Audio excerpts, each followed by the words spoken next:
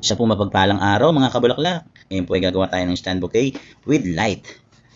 Ang order po nating customer is 180 SR. 100 po yung stand na may ilaw at 80 SR po ang ating bulaklak na gagawin. Yan po ay nagtusok na po tayo ng pinilot na masindyana. At naglagay po tayo ng mga pa-V-shape sa gilid po ng ating floral foam. Siya po ang magsisilbing design. At sa taas po ay maglalagay tayo ng tatlong masindyana na nakabuka para siyang pamaypay.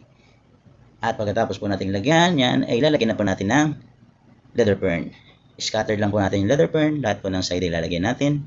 Siya po magsisilbing design ng ating bulaklak. Naglagay pa rin tayo ng masindyana sa magkabilang side din po. Para po magandang tingnan at medyo pa-triangle design ng ating bulaklak. Nag-start na po tayo magtusok ng baby roses light pink and white. Yan po ang request ng ating customer, light pink and white baby roses. Naka-scatter lang po natin siya from top to side. Pa-layer po ang ating gagawin, nakabuka po siya. I-scatter po natin siya na pabuka. Hanggang sa makompleto po natin yung pa-layer hanggang sa baba. Sana po ay magustuhan ng ating customer ang ating gagawin. At sana ay masatisfied siya sa ating design. Para po sa susunod ay babalik siya at kapagawa uli siya ng panibagong bouquet. Ang ating customer ay madalas na rin nagpapagawa. Salamat po sa kanya at dumadami ang ating mga naniniwala sa ating mga design na bulaklak. Ayan po, malapit na tayo sa baba.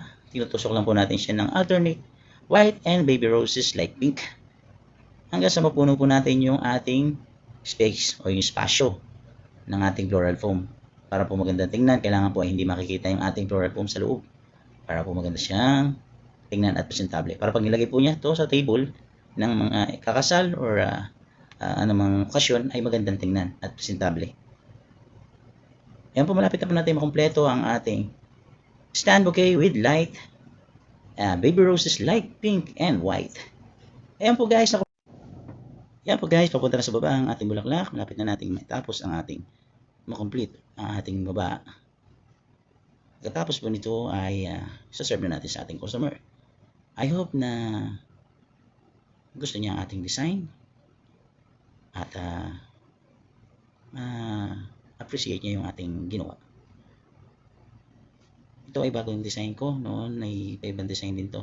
Nilagyan ko ng pa-V-shape dati. Ngayon ay pa-scattered naman para maiba naman. Para po sa susunod ay hindi magsawa ang ating mga customer.